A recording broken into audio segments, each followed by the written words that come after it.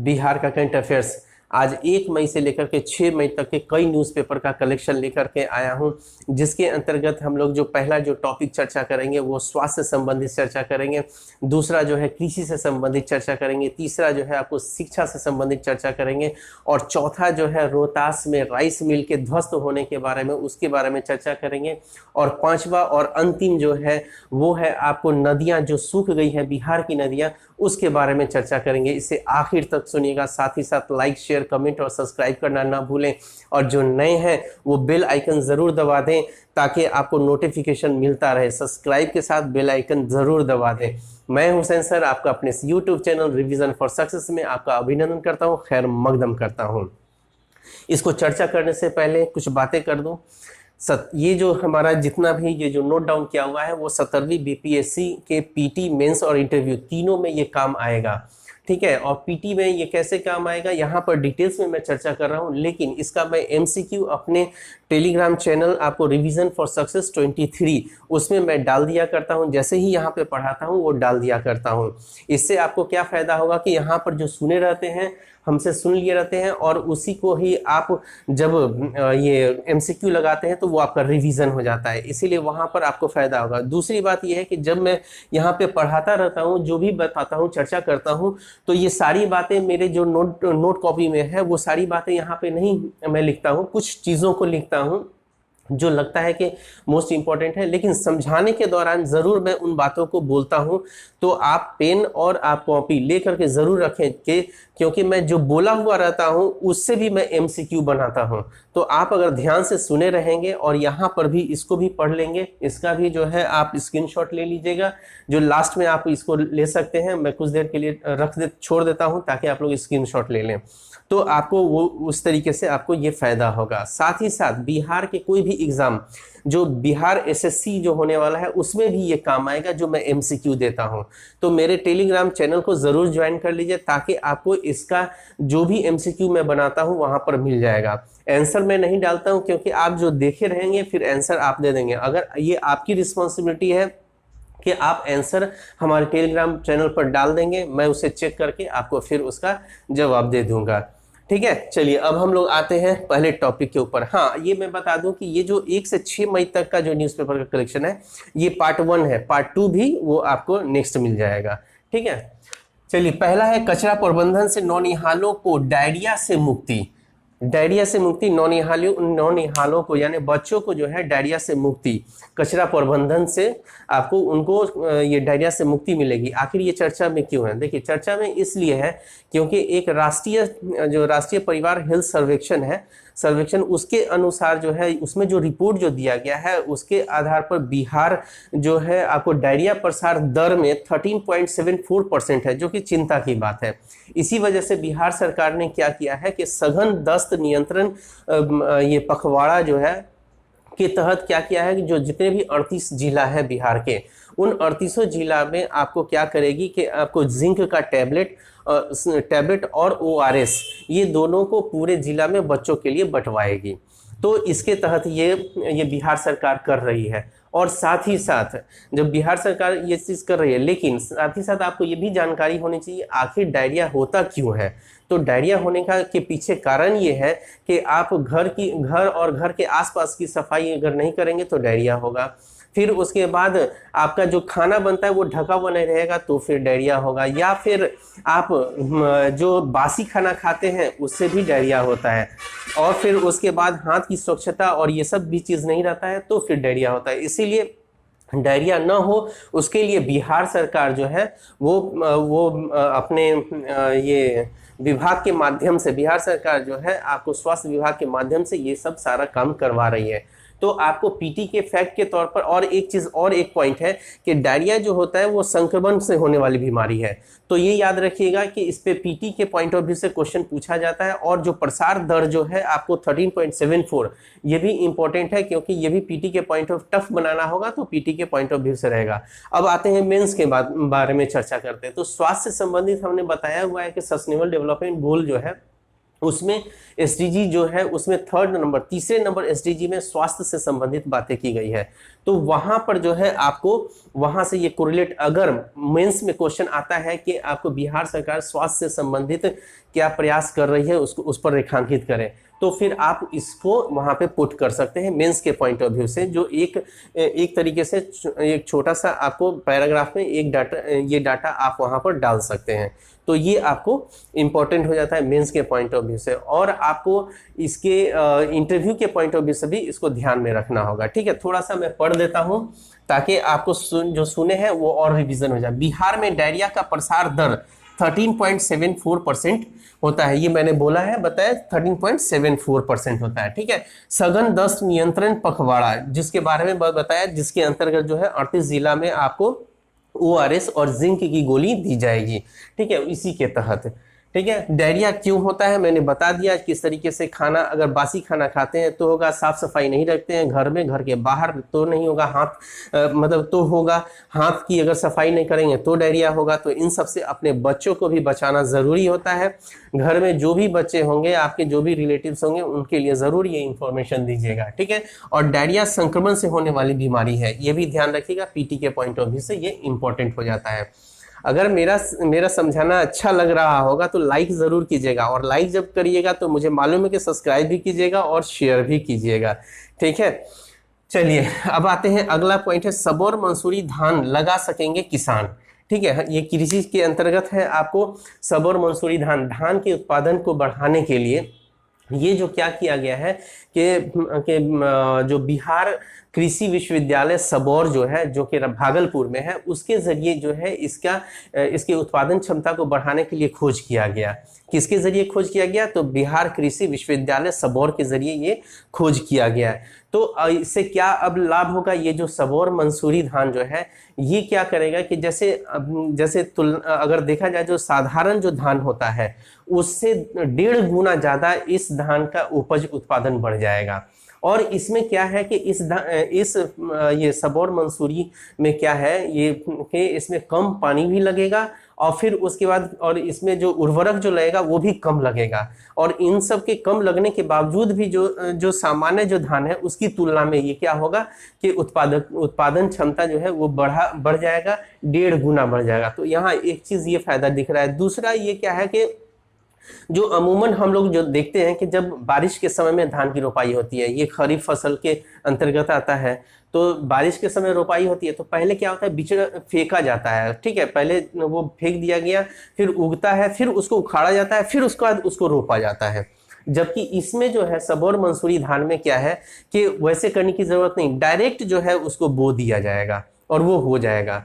और इसकी खासियत क्या है कि इसकी जो औसत उत्पादन क्षमता जो है वो आपको 65 से लेकर के 70 क्विंटल प्रति हेक्टेयर है, जो कि सामान्य धान से काफी ज्यादा है। और साथ ही साथ अधिकतम जो उत्पादन जो हो सकता है इसमें 122 क्विंटल प्रति हेक्टेयर हो सकता है। फिर अगला इसका एडवांटेज क्या है इसका सबौर मंसूरी धान का, कि ये जो है इसका डंठल जो है मजबूत होता है। तो जो जलवायु जो बार बार जो परिवर्तन होता है, जैसे आंधी और तूफान आता रहता है, तो उस आंधी तूफान से ये डंठल मजबूत होता है, तो ये गिरेगा नहीं, फसल को नुकसान नहीं होगा। तो इतना सारा चीज है ये सबौर मंसूरी धान का। अब इसका क्वेश्चन जो है पीटी में भी पूछा जा सकता है, और आपको कृषि के अंतर्गत भी आप इसको मेंस में पुट कर सकते हैं। पीटी में क्या पूछ सकता है, एमसीक्यू जो है मैं वो आपको दूंगा। हालांकि जैसे सबौर मंसूरी निम्नलिखित में से कौन सा फसल है ऐसे भी आ सकता है, तो धान गेहूं ये सब दे देगा तो आपको धान से संबंधित रहेगा। तो ये इस तरीके का क्वेश्चन आएगा। ठीक है, इसको मैं पढ़ दूं, खोज बिहार कृषि विश्वविद्यालय सबौर भागलपुर। ठीक है, भागलपुर में, तो इसी के जरिए ये खोज किया गया था। यहाँ पे मैंने लाभ लिखा है, लाभ मैंने बता दिया है कि किस तरीके से कम पानी और कम ये उर्वरक से ही उपज सकता है, और इसमें काफी मतलब 1.5 गुना सामान्य धान से 1.5 गुना ज्यादा ये आपको ये उत्पादन कर सकता है। तो ये सब सारी चीजें हैं इस सबौर मंसूरी धान में। अगला जो पॉइंट है, आपको स्कूलों में बनेंगे तरनताल। स्कूलों में बनेंगे तरनताल क्या हुआ? तो स्विमिंग पूल, तैरने का जो स्थान होता है स्विमिंग पूल। तो ये स्कूलों में बनेंगे। क्यों भाई बनेंगे, क्यों चर्चा में है? तो आपको इसके बनने के पीछे का कारण क्या है कि आप जानते हैं कि बिहार में जो है एक तरफ बाढ़ भी, एक तरफ सूखा रहता है तो दूसरी तरफ बाढ़ रहता है। तो बाढ़ वाला इलाका जो है वहां पर जो भी बच्चे हैं वो जो भी बच्चे हैं तो उनको बाढ़ वाले इलाका में क्या है कि उनको वहां पर स्कूल उसी स्कूल में आपको स्विमिंग पूल खोला जाएगा ताकि वो वहां पर सीख ले और अपनी भी रक्षा करे और दूसरों की भी रक्षा कर सके। तो ऐसा बिहार सरकार ये करने जा रही है और इसके लिए जो रोड मैप तैयार हुआ है वो आपदा जोखिम न्यूनीकरण रोड मैप जो 2015 से लेकर के 30 तक के अंतर्गत का ये रोड मैप तैयार किया गया है, जिसमें लक्ष्य जो रखा गया है, क्या लक्ष्य रखा गया है, तो पहला है कि आपको हर सरकारी स्कूल जो है उसमें आपको स्विमिंग पूल खोला जाएगा, उसका निर्माण किया जाएगा। ठीक है। दूसरा जो है आपको जो प्राकृतिक आपदाओं से होने वाली जो मौतें हैं वो 75% तक जो है वो कम करने का जो है लक्ष्य रखा गया है 2030 तक। साथ ही साथ जो है आपको जो आपदा जो होते हैं जो मतलब आपदा प्रभावितों की संख्या जो है वो 50% कम करने की भी बात ये की गई है। ठीक है। और ये सब जो किया जा रहा है, ये जो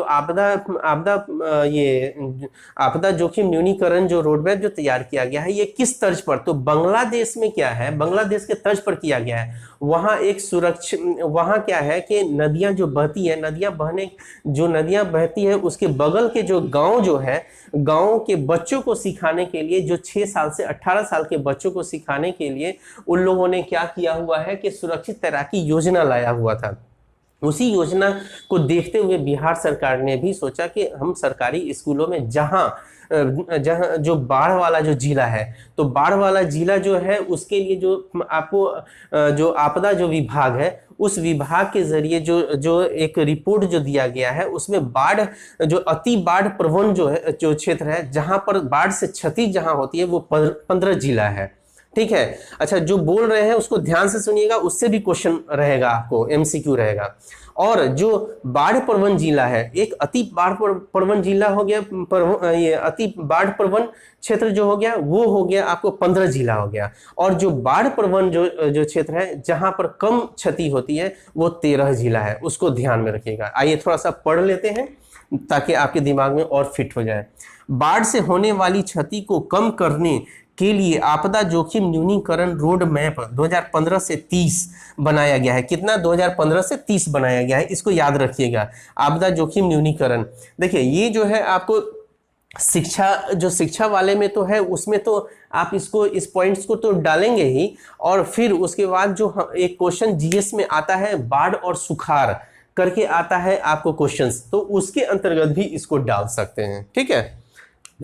और लक्ष्य क्या है, तो स्कूलों में स्विमिंग पूल का निर्माण जो हमने कहा है आपको। फिर उसके बाद 2030 तक प्राकृतिक आपदाओं से होने वाली मौतों में 75% की कमी लाना है, और आपदा प्रभावितों की संख्या में 50% कमी लाने का लक्ष्य रखा गया है। ठीक है।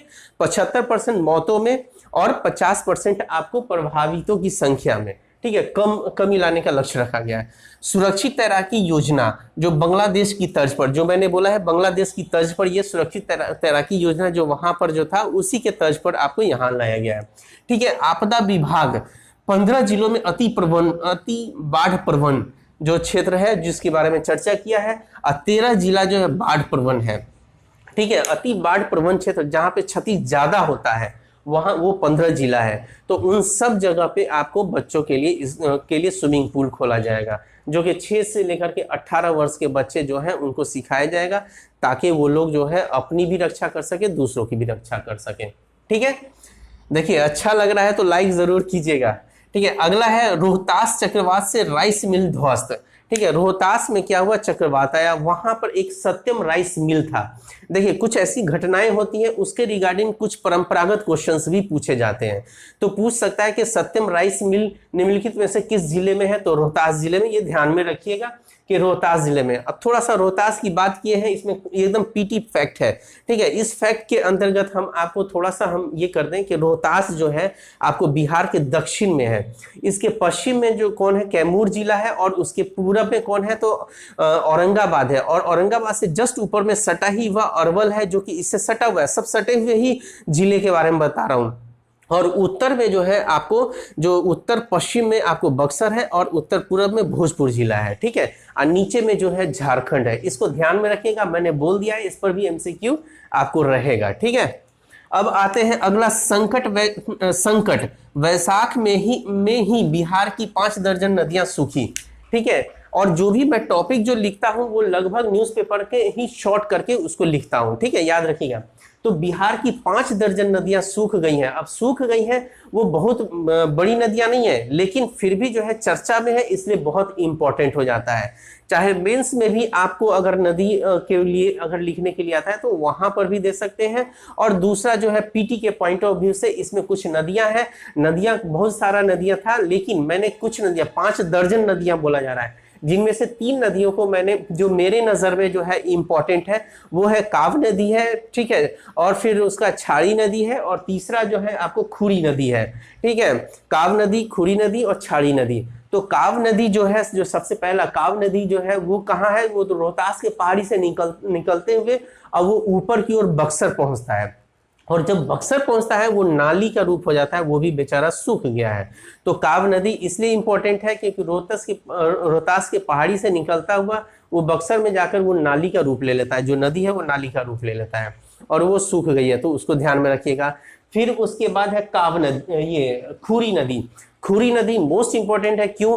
क्योंकि नवादा शहर की जीवन रेखा मानी जाती है इस नदी को। किस नदी को? तो खुरी नदी को। खुरी नदी को आपको नवादा का जो है वो जीवन रेखा मानी जाती है, तो उसको इंपॉर्टेंट है, उसको याद रखिएगा। तीसरा है छाड़ी नदी। छाड़ी नदी जो है गोपालगंज और सीवान होते हुए जो है वो आप सारण के नजदीक एक नया गांव है, तो नया गांव के समीप ही जो है गंडक में ये आकर के मिल जाती है। कौन सी नदी? तो छाड़ी नदी। छाड़ी नदी जो है गोपालगंज सीवान होते हुए क्या होता है, सारण पहुंचती है। सारण में ही एक गांव है आपको नया गांव, उसके समीप गंडक में जो है वो जाकर मिल जाती है, तो ये भी आपको इंपॉर्टेंट है। हमारा ये वीडियो जो है शुरू से आखिर तक जो पसंद आया होगा तो लाइक, शेयर, कमेंट और सब्सक्राइब करना ना भूलें। All the best.